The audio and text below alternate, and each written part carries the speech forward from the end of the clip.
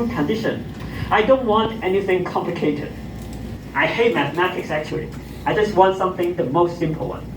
Okay, your friend will tell you, what about this? Thank you. It's a very, very good background. So some of you has already agreed with me. Oh yeah. S it is proportional to a logarithm of omega. Oh Jerry, why you use natural log?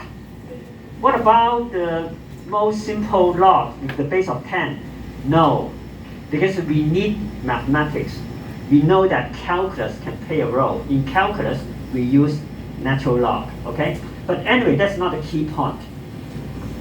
The key point is, with this, and please agree with me that this is the most simple